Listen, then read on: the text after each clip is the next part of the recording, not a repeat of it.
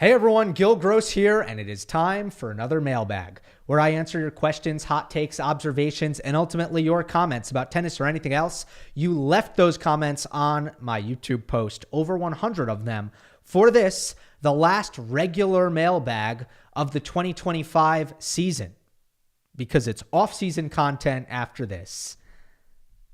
We'll do the no tennis questions mailbag.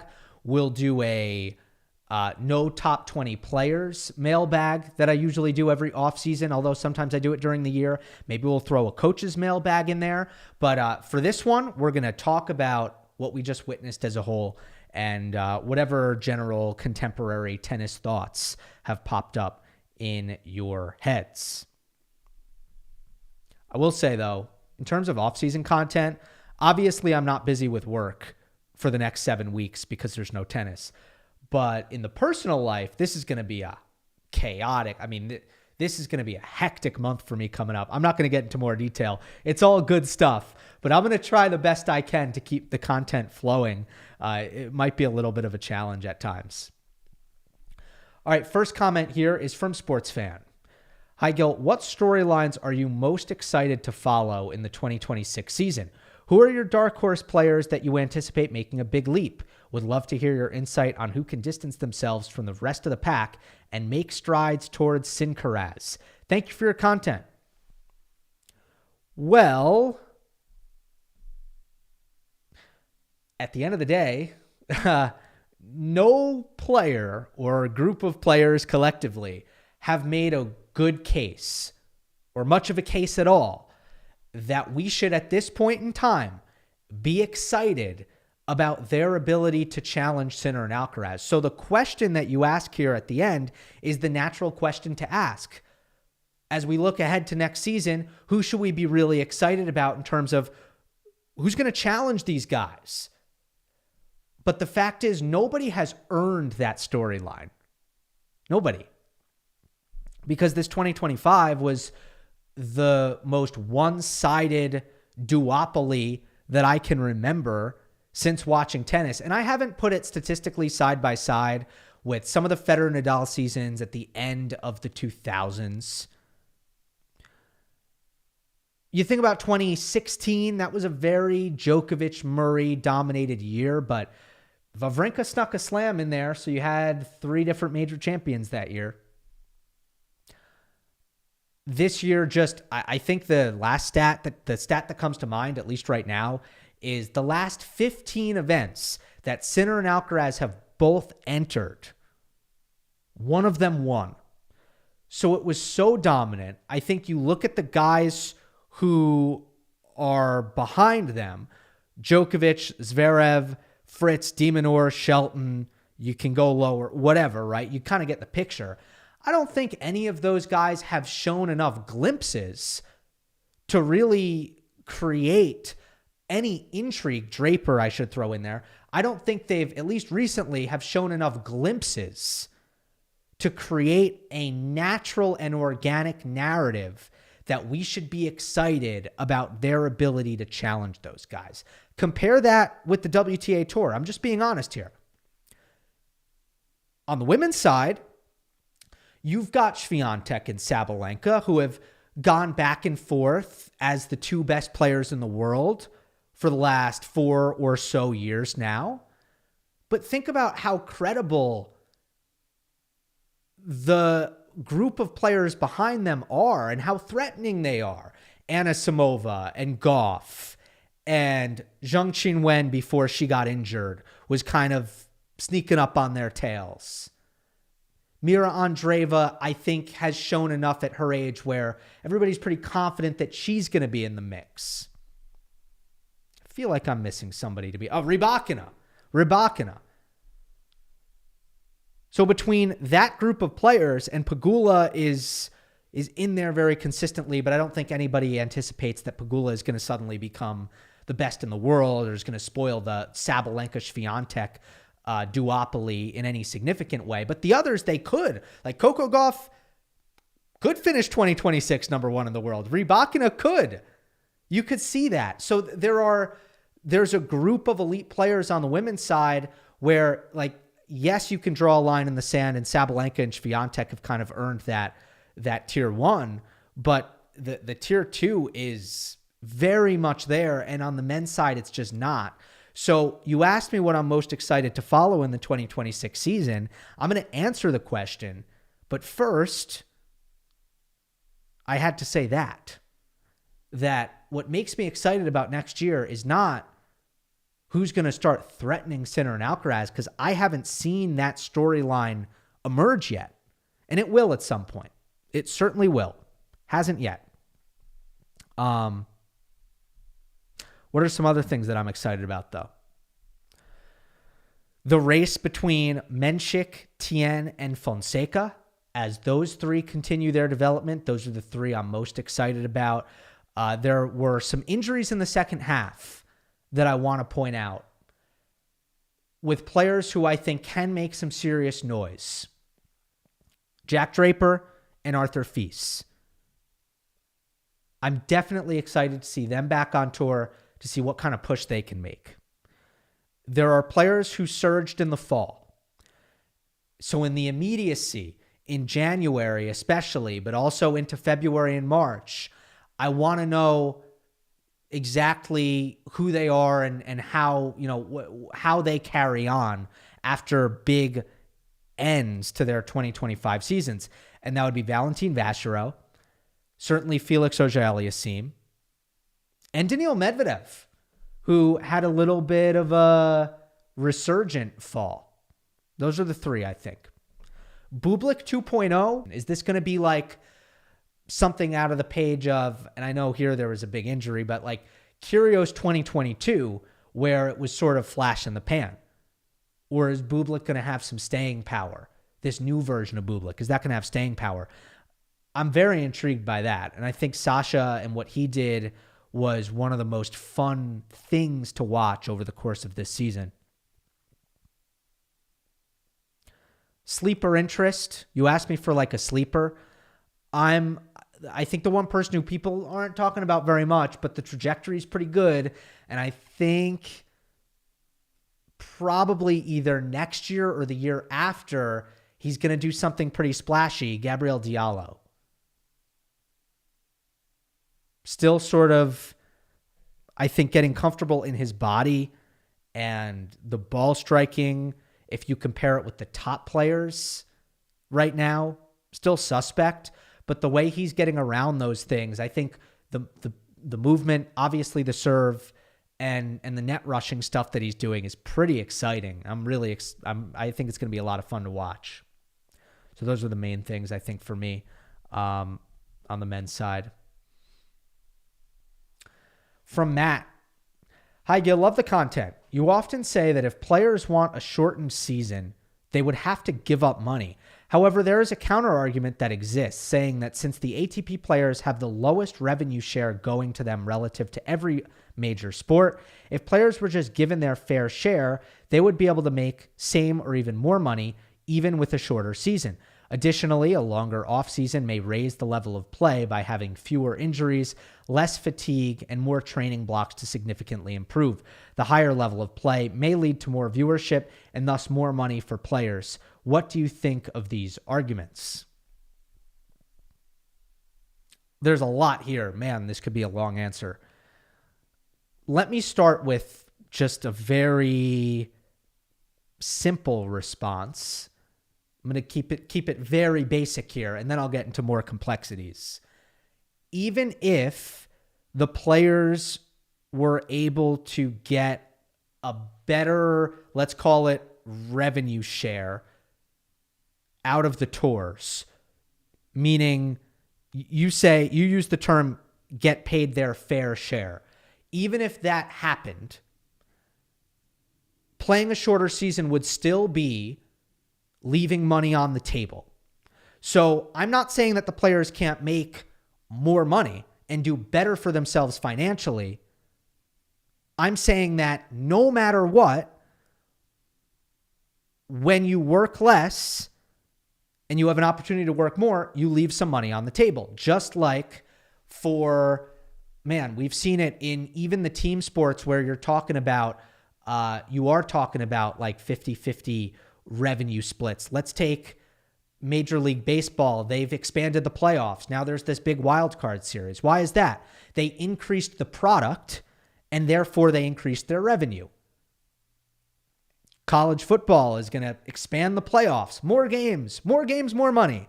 More games, more money. More matches, more money. What I have yet to see is the players as a collective do anything that is below or is counter to the mission of maximizing their earning potential.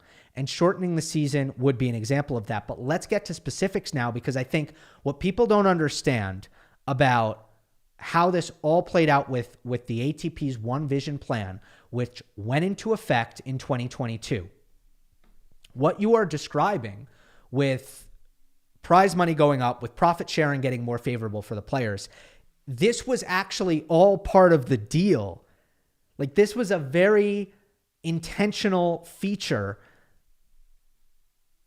in the One Vision plan, where the proposal here was, if we make these Masters 1000s 12 days, we can then make more money and make enough money as an organization to guarantee 50-50 profit sharing, at least for the Masters 1000s. The argument that it's not possible to do 50-50 split for 250s and 500s is they don't make money. Like, the 250s don't make money, so we can't increase, like, there's an operating cost there. And I'm saying this would be the tour's argument. And by the way, if you financially audit a lot of these 250s, this is true. They don't make a lot of money. So given operating cost, they can't get to 50-50. They can't get the players that much. But for the 1000s, the idea was, we're going to make much more money in this format, and that money is going to be directly transferred to you, so you are going to earn more. And the players said, sign me up. And there were, at the time this was proposed, nobody complained. And what is happening at this current moment? A boom in prize money on the tour. A boom. I'm going to read off the numbers. In 2022, total prize money was $180 million. In 23, it was $217 million. And last year, it was $261 million. The rise is staggeringly steep right now. And that is directly because of the 12-day Masters. So you have to be fair here when you're looking at this, like, holistically, because exactly what the way the ATP sold this to the players, they have executed on that to a T. And it's not just for the top players, by the way. Challenger Tour prize money, 2025, $28.5 million. That's an 135% increase compared to 2022. It has more than doubled since the One Vision plan went into effect, which was 2022. So you can say that this whole calendar restructuring, in one way, it's been a total failure in terms of popularity among players and fans, I would say. But it's done exactly what it set out to do financially. And the players were very excited for that when it was put in front of them. And all I'm saying is, you don't see a lot of people, players, media, commenters, reckoning with that push and pull. Because if there was no expanded Masters 1000s, there would be less money. Why? Because the tour wouldn't be making as much money. So I'm just saying that you have to look at these things as, sometimes we have a decision to make here. Sometimes it's not both. It's not more money, and like, you can't have it both ways, and you have to make a decision of what's more important. All I have said is that usually the money wins. Sometimes probably the players don't even scrutinize the rest of it carefully enough because they're too caught up in the money aspect of it. And look, this happens on a micro level also. If you look at it from an individual player standpoint, you have these bonus pools. And by the way, I think it's worth explaining because I don't think a lot of people know this. When I say 50-50 profit sharing with the 1000s, this is how it works. Essentially, they pay out prize money, and then once the financial audit goes through and these 1000s individually have a final revenue number, they pay out the excess money that would get the profit share to 50-50. They put that in the bonus pool. And then the bonus pool is paid out at the end of the year. So it's not prize money that's 50-50. It's prize money plus bonus pool, which the tour at least claims gets to 50-50. Have I scrutinized those numbers like I would as an investigative journalist? No, I have not. I have not scrutinized those numbers to the level where, maybe there are certain loopholes, things they don't count in the final revenue share. Maybe it doesn't actually get to 50-50 if you really put it under a microscope. But in the macro, that's the whole idea behind all this, and that's why prize money has gone up so much. And speaking of these bonus pools, so I kind of interrupted my thought there. Think about what Jannik Sinner did this year. He missed some 500s when he was suspended. But he got back for Rome, and he was entered into Hamburg. I think I should say it Hamburg. He was entered into Hamburg, and he pulled out. He went deep in Rome, and because he went deep in Rome, he said, okay, I'm ready for Roland Garros. I'm not going to play Hamburg. He then did not play Washington, D.C. And because he didn't play those two tournaments, and he only would have had to play one of them, he was then ineligible for the ATP 500 bonus pool, which is compared to the 1000, it's actually peanuts, but that's $2 million that ends up, I think it's $2 million that ends up getting distributed between the players. Let's see, ATP 500 bonus pool, how much? For 2025, $3 million. So Jannik decided, I'm going to leave that money on the table because I don't want to play as much. All I am saying is from a micro standpoint when it comes to the decisions that individual players are making, when it comes to the calendar, and then from a macro standpoint when it comes to structure, like big picture stuff when it comes to structuring the tour, you constantly have a give and take between, are we going to do the maximum volume play, which is going to maximize profit, or are we going to scale back on volume, which usually means a little bit of a scale back in profit? You don't normally get it both ways. So I hope I kind of addressed your comment head on. I guess I did, other than the play level of play going up, which would be fewer injuries, less fatigue, training blocks to significantly improve. Yeah, I don't know. I mean, that's all. That part is very theoretical. I personally think the quality of play on the tour, I'm amazed by it every time I watch them. I think they're incredible. So I think the product is great in terms of quality of play. Could it be a little bit better if the offseason was longer? Yes.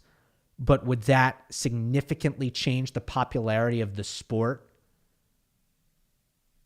That's pretty tough to say. Next one is from Chal. I'll just go Chal.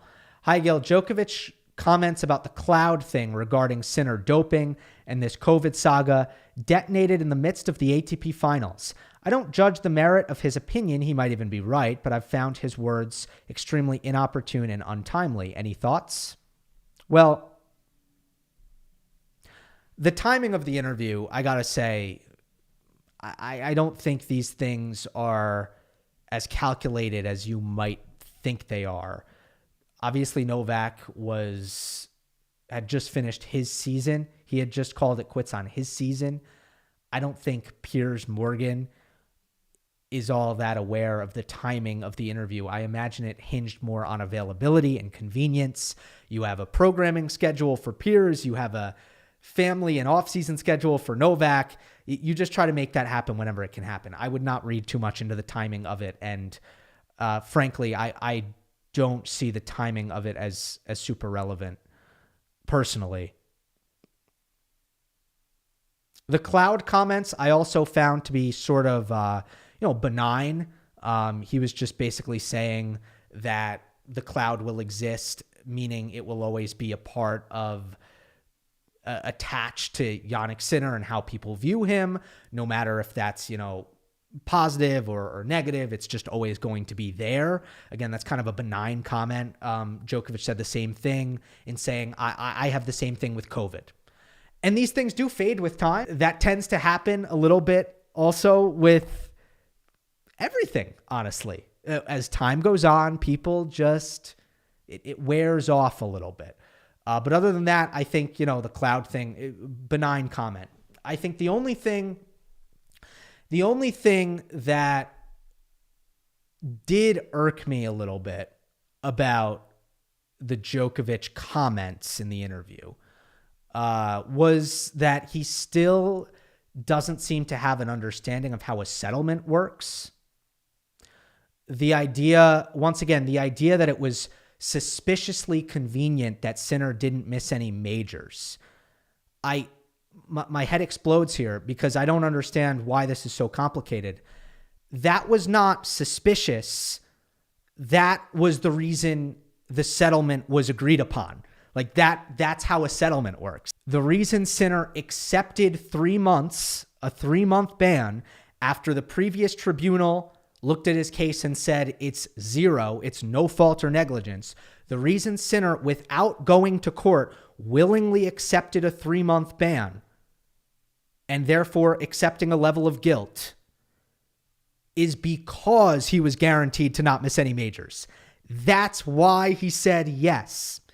On the other side, again, from the ITIA side, they didn't like the precedent set by the original tribunal. They wanted to set precedent that indicated that a player was responsible for the actions of their teams. They didn't like the loophole that the initial decision created. So with them coming to the Sinner team with the 3 months, they found a way to ensure that they would set the precedent that they wanted to set for future cases and that there would be some accountability for what occurred in this whole Jannik Sinner instance. So you have two sides who fear an unfavorable outcome if they go to court, instead guarantee themselves, in some ways, an acceptable outcome. Maybe not a successful outcome outright for either, but an acceptable outcome. Both sides guarantee themselves an outcome that they could accept. So then you make a deal so that it's not in the hands of an unpredictable court of arbitration of sport where you don't know what they're going to say. That's how a damn settlement works. Djokovic is a very intellectual guy. I don't know why that is still so unclear or cloudy to him and a lot of other people, right? That's a deal. Both sides get something. What did Sinner get? He got to not miss a major. Otherwise, he would have said no. Like, this is well traversed, and this was obvious when it happened, and then Sinner confirmed as much afterwards. There's no way he's accepting that if he misses a major. He would not accept it. He would go to CAS if they didn't offer him a deal that was favorable to him in some way. Why would he accept that deal? They had to make a good deal. So it's not suspicious or oddly convenient. There's nothing odd about it. It's a feature, not a bug.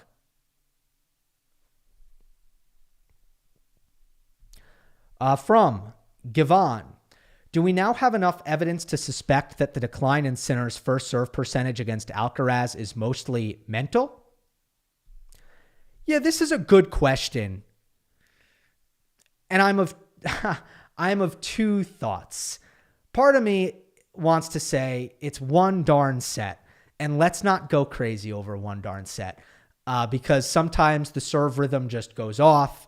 At the same time, after watching Sinner all fall long, where the serve was basically just constantly in tune and firing effectively, to see it go that far off, I would say it is mostly mental, but this is not an abstract concept. We don't need to stretch too far to kind of understand what's happening here. When a player wants something too badly or begins overthinking something because they've struggled in a certain area, it can be really hard to get a handle on that. So I'll give you an example. Lorenzo Musetti in finals. Musetti loses a bunch of finals in a row. You start to get fixated on that, and now it becomes harder to perform in finals because you're too focused on it and you want it too badly, and there's a lot of internal pressure. So what happened here likely for Sinner is, heck, we've been talking about Sinner serving better against Alcaraz way before the US Open final. We've been tracking this trend for more than a year across probably the last 4 matchups between the two, including Wimbledon, where it got a little bit better for Jannik. But, before then we were talking about this. So you better believe that the Sinner team at some point, and Jannik himself, started to develop a real awareness that he didn't serve as well against Alcaraz as he needed to, and as he was clearly capable of, as evidenced by his performance against everybody else. And when that gets in your head, that is something that a tennis player has to grapple with. When you start to feel like, oh my God, this part of my game is driving me nuts and it has to be better. And he kind of comes into that match thinking, I got to serve well. Sometimes that's a poison pill. Just that line of thinking is a poison pill. And I prefer that theory over another theory that some people will throw out there, which is that you have to go for bigger and better serves because you're playing Alcaraz, a great returner, the only player overall who can really challenge and threaten Jannik. And I subscribe to that line of thinking in general. It's definitely a real thing in tennis, generally speaking, where you play a good player, you go for more, you miss more. Okay, that obviously is a thing. But do I think that is reason why his serve should look anywhere as off kilter as it did in set 2 of that final in Turin? Nah. It's not as if he's just shrinking targets and missing by a little. He started missing by a lot. It was a total mess. So we'll never really, people might fight me on that and think that it's the former. It's the Alcaraz factor on the other side, and that's why Sinner can't serve worth a lick. To be honest, I think it's a lot of it's more internal mental issues that Jannik is dealing with that explains the poor serving against Carlos. From P. Living, hey Gill, in your opinion, should Alcaraz have skipped the 500s, as every time he went to play them, he had to miss a 1000? With his form, if he had to play the 1000s instead, even if he didn't win, he would have gotten more points and the race to number 1 would be over much earlier. What are your thoughts on his overall scheduling? I didn't think about this, but there are a few moments in Carlos's schedule that you could point to where he ended up missing 1000s because he got hurt at 500s. Barcelona would be one, where he didn't end up, he had to not play Madrid. And then the second would be Tokyo. Wait, no. What's the second example? Yeah, Tokyo. And then he didn't play Shanghai. In general, I think Alcaraz should be playing less. Forget the race to number 1 this year and the injuries that occurred and the specifics of all that. I think in general, Carlos Alcaraz should be playing less because I don't see him managing his schedule as diligently as Jannik Sinner does, or as Djokovic did, as Federer did, as Nadal did. I just don't. I think he's playing pretty much as he can play. He's playing Monte Carlo. He's playing Barcelona. He's playing Queens. He's playing Davis Cup and Laver Cup. He's not playing before the Australian Open, so I'll give him that. But that's the only part of the schedule. He played in February, Rotterdam and Doha. Like, what part of the schedule has Alcaraz taken a pass on and said, you know what? The schedule is really tough. I win a lot. I'm chasing history.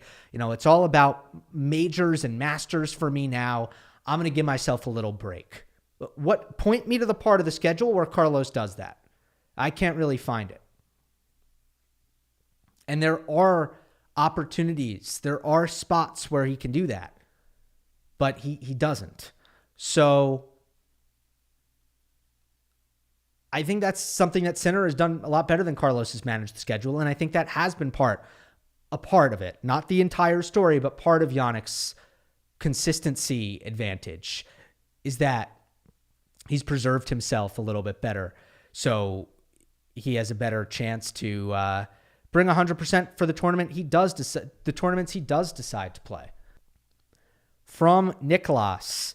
Hey, Gill, absolutely love the show. Thank you. I'm constantly looking forward to your next post. My question is in regard to how players position themselves when returning a backhand smash or a defensive high backhand volley.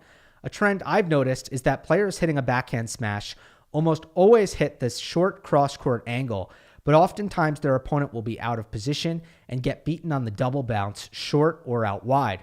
It's pretty rare these days to see players hit backhand smash winners up the line or even put their opponents out of position with a deep defensive backhand volley up the line, which is clearly the more difficult shot to hit compared to the cross court. Have you noticed this trend, or am I missing something here? Also, are there other trends in tennis you've noticed where a certain shot is broadly mishandled or incorrectly anticipated? I think your general observation is, first of all, correct, that most high backhand overheads or backhand smashes, whatever you want to call them, most of them do go short angle cross court. The reason for that is that the power potential on that shot is a bit limited. So if you don't have power potential, what do you have? You have a lot of leverage as far as distance from the net and height over the net. You have a lot of leverage to access that short cross-court angle. Geometrically, it's available, and it can be very, very sharp, and that angle can be very acute, and you can sideline break to a very extreme level, and that can make it difficult for opponents to retrieve the volley. And that's why I think the backhand smash is so popular short cross court, because if you go short cross court, you're not under pressure to hit it hard. Whereas if you take it down the line, you got to put something on it, you would think. You don't have that width, so you better bring some pace. I think that's difficult. I don't know if this is like broadly misanticipated across the board, but I will say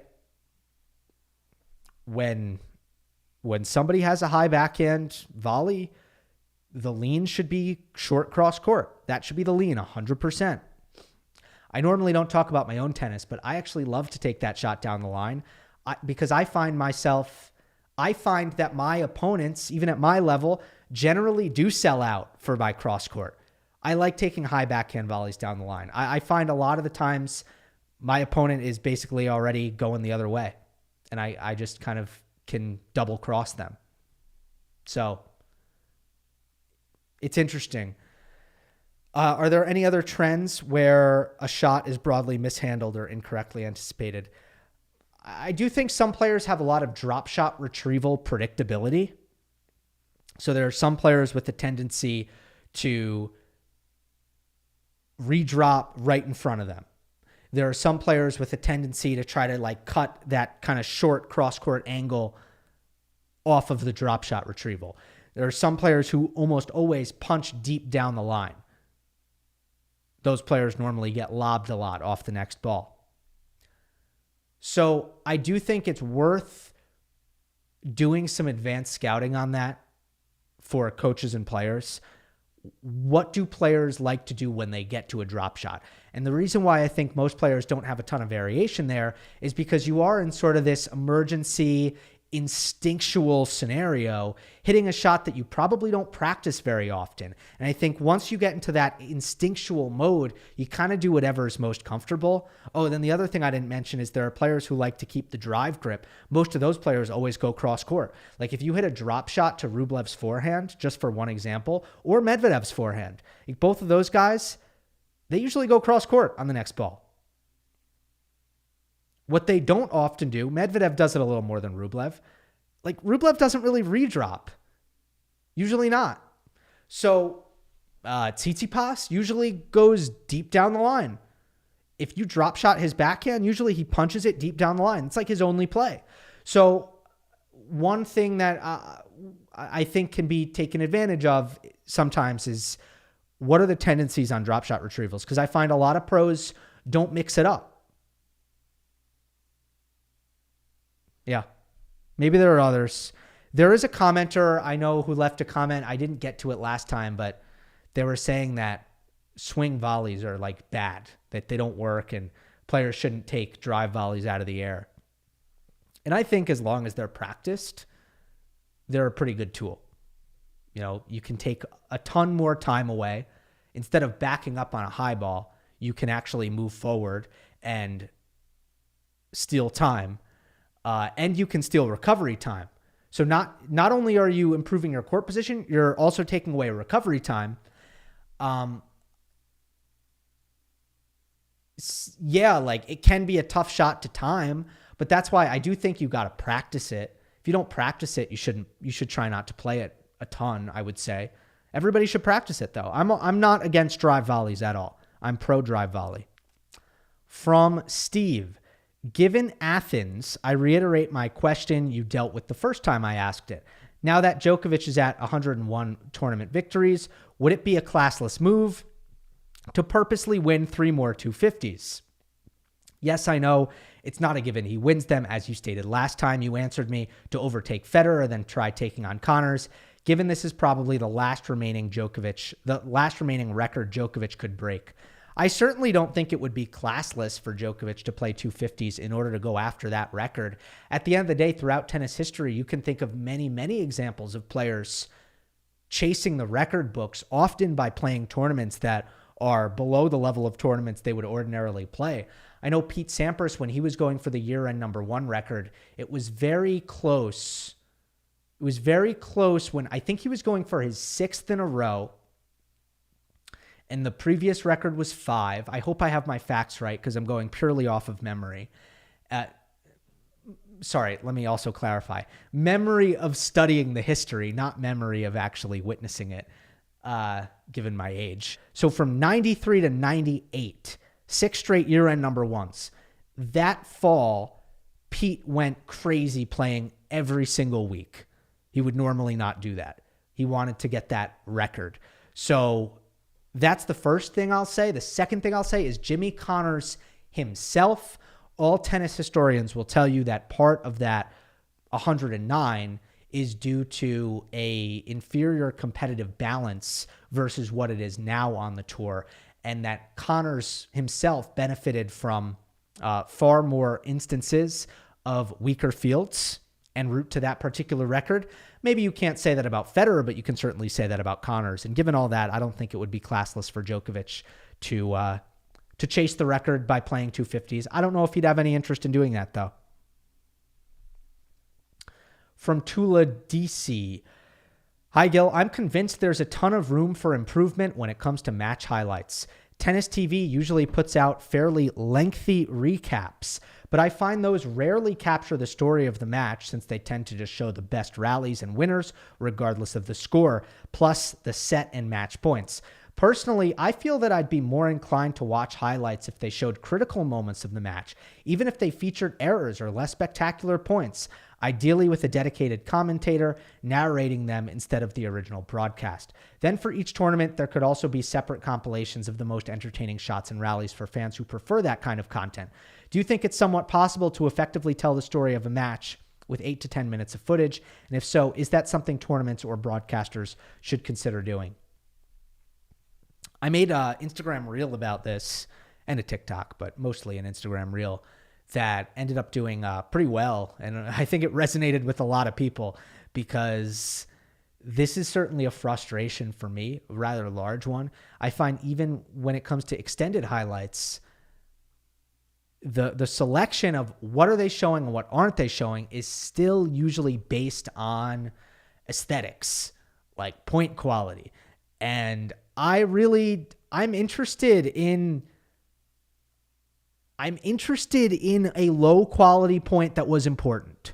I am interested in ugly errors. I'm interested in first serve, missed forehand. I want to see that if it was 5-all deuce. And more often than not, yes, they'll show set points and match points. More often than not, you're not getting that. Like if there's a set that's nothing but holds and it goes to a tiebreak, I'd rather just watch the tiebreak. Like that's going to tell me more about what dictated the outcome than watching all these beautiful points throughout the set and then to see 3 points in a tiebreak that ended up 7-4. Show me the whole tiebreak and I have a better idea of what was important in that set. So look, that's a little bit extreme, but I wish that this was done better, but I don't even know if humans are doing this these days. I think it might be AI. I don't know if AI is even... Notice everything, all automation is now just being labeled AI, even if it's not. So let me rephrase. I don't know if this is an automated process to formulate the highlights. I think it may be. But even so, it can definitely be better. I do hope that there's some kind of reckoning by somebody who controls some of this stuff when it comes to just like making sure to get the important points, because sometimes it's just so darn obvious when there's a point that based on the scoreboard, like we need to see. And the state of affairs is it's just brutal. It's really, really bad. It's really bad. Highlights rarely effectively tell the story of a match. Rarely.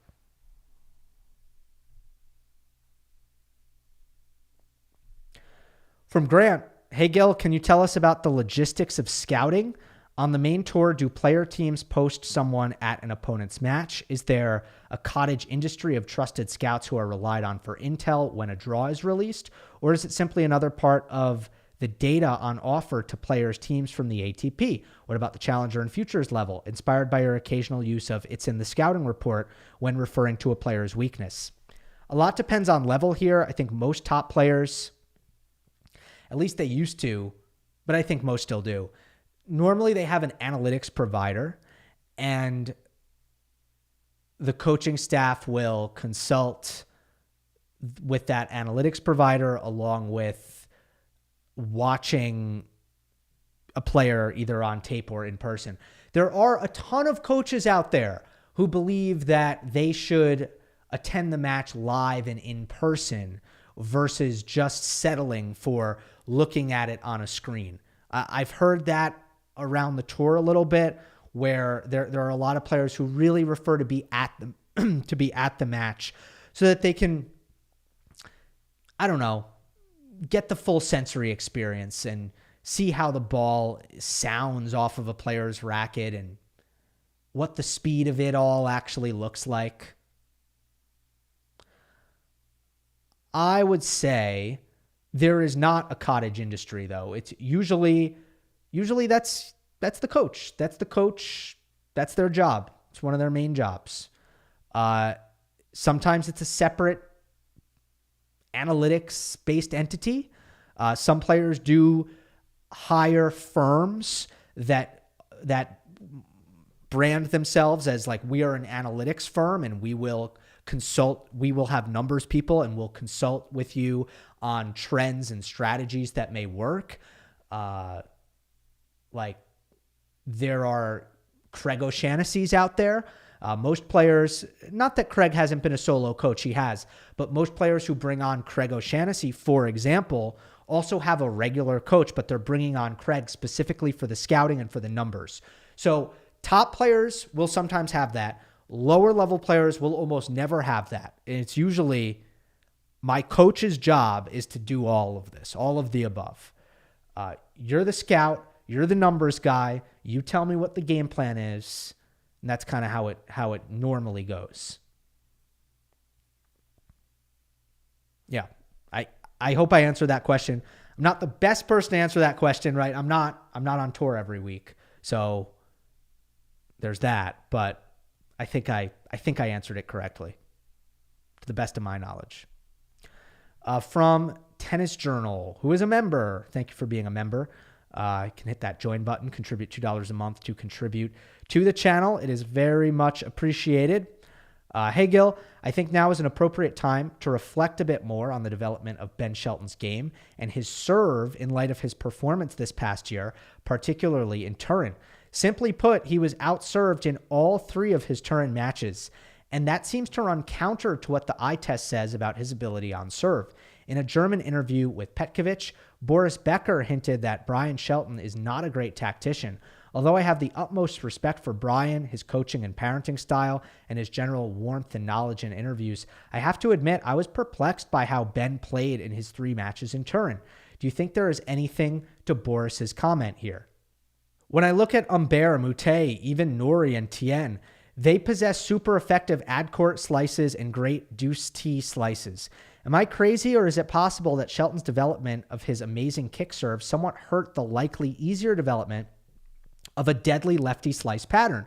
I know his accuracy isn't as good when compared to other top servers, so this may be what he needs to surpass Zverev, Felix, and Jannik, but I also wonder if he should lean on the slice more. That's his natural advantage, right?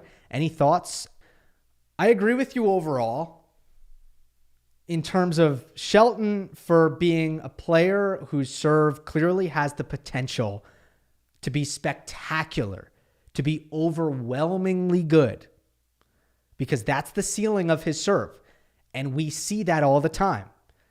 For somebody with that kind of serve, there's a lot of variation in its effectiveness.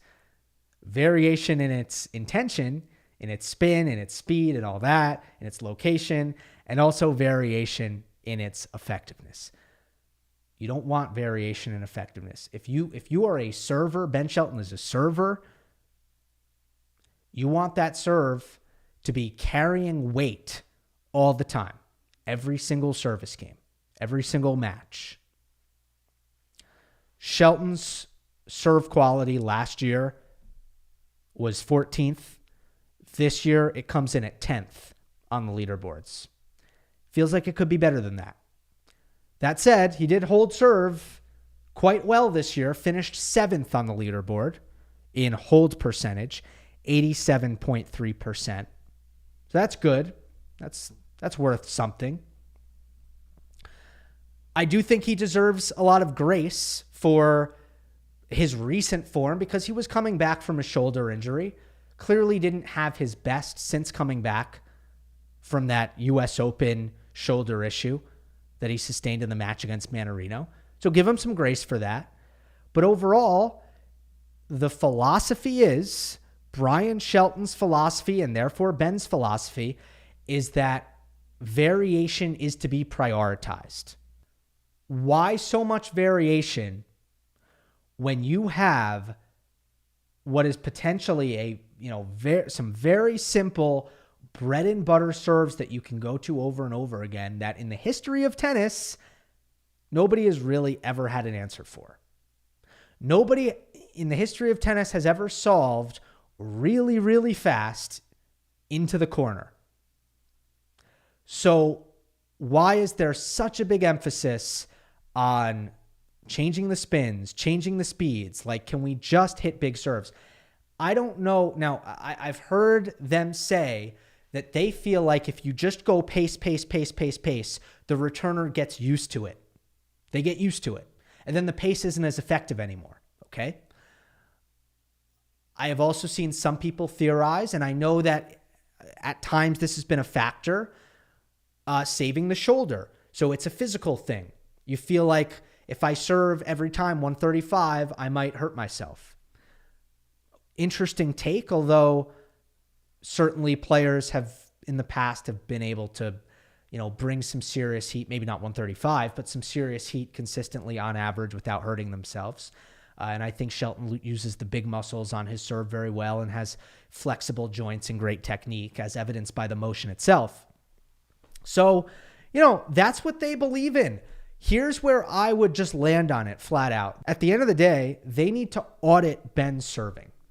Like, this is something, the serve, the great thing about the serve is the player is in full control over what they want to do.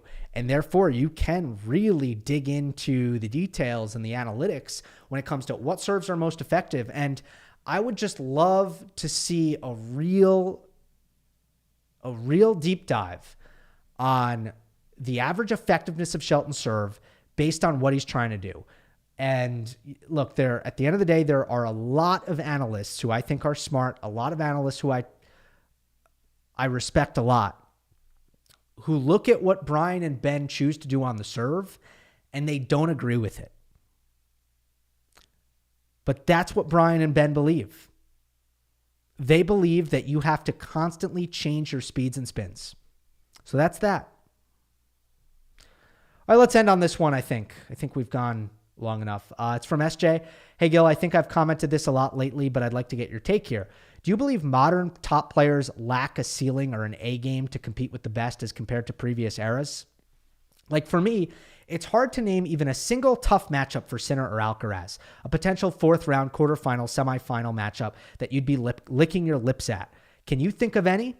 Whereas with the big four or three, you'd be worried if they drew someone like Wawrinka, Del Potro, Tsonga, Cilic, or even a peaking Berdych, no worse than Fritz on his day, in my opinion. Now, Bandian, Safin, Thiem, Davydenko, these guys may not have been as consistent as modern top players, but certainly had a higher ceiling to their games. Thanks, and keep up the good work.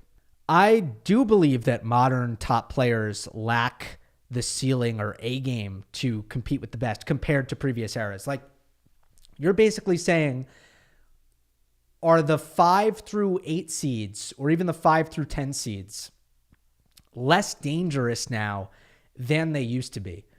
And I'd say mostly yes. Fritz, de Minaur, Musetti, Zverev, I'll include, even though he's not a 5 through 10, he's higher than that. I'd include Zverev, Ruud. All of those guys, they are consistent players, but they don't have a ton of explosive upside that can, on their day, compete with Alcaraz and Sinner. They are not explosive upside players. That's not what they are. It's actually, the narrative throughout their careers have been the other way. It's, does Fritz not have enough movement to crack the elite ranks? Does de Minaur not have the power? Is Musetti too defensive? Is Ruud too defensive? Is his serve not big enough? These players all come with these question marks of, okay, they're very, very good. Do they have the weaponry? Do they have the firepower? And you'd never say that about Stan. You would never say that about Del Potro. You wouldn't really say that about, so Tsonga had some movement issues, no doubt, and some backhand issues. But he was a take the racket out of your hand guy in a way that could scare you. Cilic is certainly that. Cilic, he can crush every ball and blow you off the court, and you're like, what the heck just happened? Serve, backhand, forehand, return, everything's just getting demolished. Berdych, he had some of that. No, Berdych, though, I wouldn't mistake him for like a hugely explosive player. Now, Bandian, definitely, a ball striker that scared everybody. Safin scared everybody with his peak level. Dominic Thiem certainly scared everybody for a couple of years. Davydenko didn't hit the ball big, but took the ball so early that it was like he was hitting the ball big. These guys largely did have higher ceilings and scarier A games which I guess kind of brings this mailbag full circle, because we started talking about how nobody has really earned the narrative storyline of, are they going to start beating Sinner and Alcaraz next year? It seems like a downer note to finish on, though. Not that there's anything wrong. Like, look, I think that the Sinner-Alcaraz rivalry is, so intriguing that it can carry a lot of the load for the tour. Do I hope that there's some more wrinkles thrown in here as far as who's winning the biggest titles in the sport? I do. Obviously, if that's not the case, Sinner and Alcaraz continue their rivalry, and, you can enjoy all the other ins and outs and day-to-day matches on the tour other than who's going to win big titles. To me, tennis is not just about who's going to win the major or who's going to win the Masters 1000. To me, there's more there to enjoy. But, I think either way we'll be okay. Yeah, but let's not end on that. Let's go one more, okay? How about we rapid fire two more, actually? Here's from Zetristan. Under the current rules, will pro tennis eventually suffer a dull death at the hands of some future Sinner mentality-inspired Pecci Pericard who wins far more than 90% of his service points every match? If not, why not? Well, so this is the old, what if somebody breaks the sport question? And I have thought about this for a long time. What if somebody breaks the sport? What if a basketball player comes along and they're 7 feet, but they dribble like Kyrie Irving, and they have Russell Westbrook quickness, Nikola Jokic vision, and a three? It's like, what if they break the sport and it's just stupid? What if a hockey goalie, this is one of my favorite ones, what if a hockey goalie's so good, just nobody can score? It's like, can't score. Sorry. He's too good. They can't score. Yeah, it's like, what if somebody breaks the sport? I don't know. Nobody seems to break sports. So to answer that question more earnestly, though, if the serves got out of hand, I don't think it'll happen. There are technological interventions. The nice thing about tennis is you can, to a certain extent, keep your finger on the sliders a little bit. And if things get a little bit too crazy in one direction or the other, you can take a little air out of the ball or add grit to the court surfaces. Those things are within the realm of possibility. KO Slice, what aspect of Lorenzo Musetti's game does he need to improve in order to perform better on hard court? This is a tough one to rapid fire, but I will just do it quickly. I think if you look at the one-handers in recent years who have been in the top 10, Stefanos Tsitsipas, Denis Shapovalov, even if it was short-lived, Grigor Dimitrov, Roger Federer.